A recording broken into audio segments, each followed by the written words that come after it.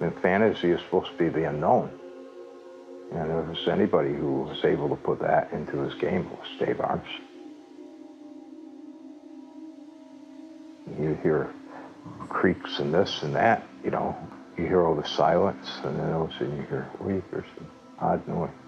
You're not sure what it is. You know, you're building anxiety and doubt in people. That's how you're going to immerse people. And Arneson was a master at it.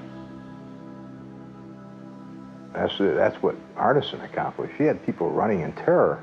He had us running in terror in Blackmoor, just by the way he described the magic user coming, what he looked like, coming out of the room. So we're out of here. But it's immersion. It's immersion in the world through your imaginative focus and mind's eye. And you have to paint that in there in order to make it interesting. Or else it's not immersion, it's just game. He kept you off balance. He looked upon his environment as a real environment, not a game environment, but as a real fantasy world environment. Arneson is greatly misunderstood. Many write him off as someone who did not contribute much to the invention of these games. Others want to glorify him and say that everything he developed for his Blackmoor games came to him in a sudden rush of creative genius.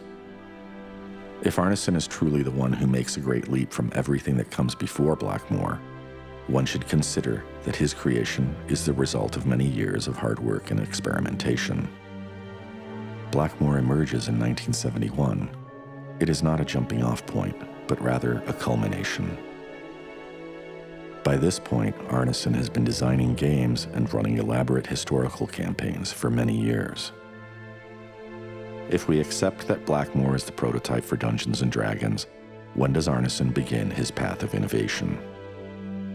The turning point for Arneson likely happens 7 years before the publication of Dungeons & Dragons, in 1967. This is when the Twin Cities gamers move in another direction, and Dave Arneson becomes the creator of Imaginary Worlds.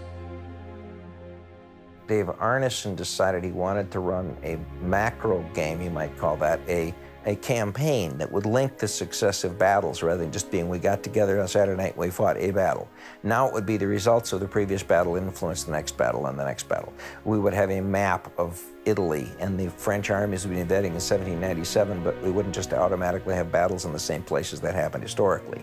Both sides of Austrians maneuvering their troops, the French were maneuvering theirs, and you get a battle where they run into each other. So now you start getting a higher level, strategic level decisions about, do I try to defend Verona against the oncoming Austrians, or do I decide that's hopeless and retreat? You could sense a sense of excitement in what they were doing, but maybe more importantly was their ability to infuse that into the players. One of the things is the importance of having the referee who had the ability not just to be fair, but to take it to the level of having a narrative or a story. But it was, I think, important. You had to also have players who had enough, not just intelligence, but to also have the creativity to play off of that. The single greatest advantage in most military situations is surprise. You surprise them for a while, they're not too sure what to do. That gives you an edge. It's like the guy standing there dribbling and then suddenly he takes off and headed for the basket. Surprise, you're a half second behind, you know? So that's part of what was ingrained in it, was this is a bunch of guys who very often came up with unique solutions. And as long as the troops were able to do it, you were allowed to do it. The referee would look at it and say, okay. In 1968, Dave Arneson begins a new project, a small fanzine that goes by the name of Corner of the Tabletop.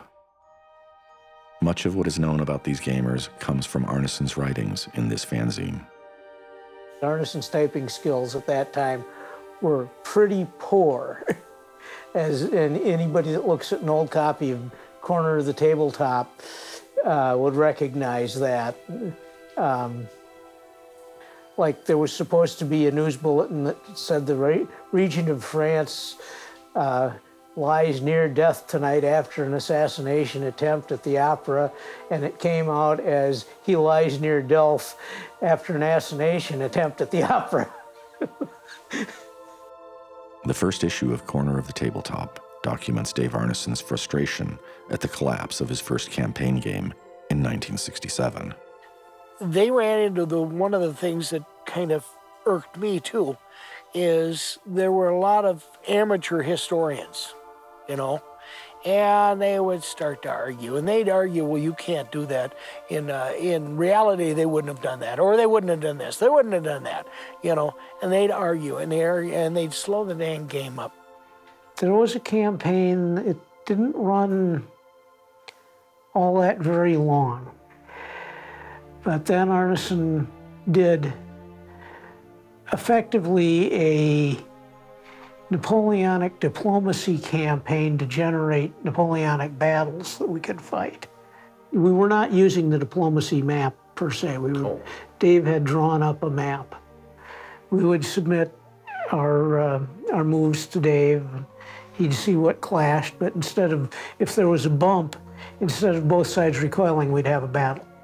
Arneson is making big changes to the group's gaming. He is binding everything together with Wesley's methods for creating the fog of war. He's also taking ideas from British gamers. Many of these ideas are very complex and aren't well described in the source material. Without someone there to teach him firsthand how to apply these new ideas, he is reinterpreting them and creating his own methods for his campaign.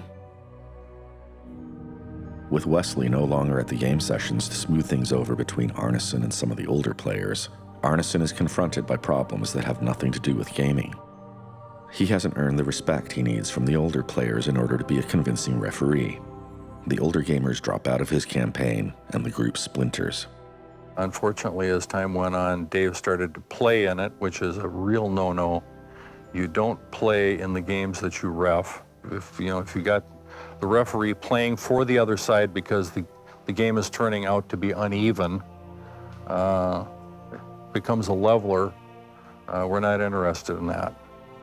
Regardless of the reasons for the breakup of the group, the resulting changes in social dynamics will give Arneson more freedom as a referee. It also poses an interesting question, that as early as 1968, Arneson is beginning to think of the referee in new terms. The referee is still a judge, yet he may be considering that the referee is also an entertainer. What Dave was doing during the Napoleonic games was he was making up for the guys that hadn't studied as much or know as much, for the fact that some of us really knew what was going on. He was making sure that the game was the priority, not the winning or losing or how skilled you were or how much knowledge you had. He was making sure that the players were the priority.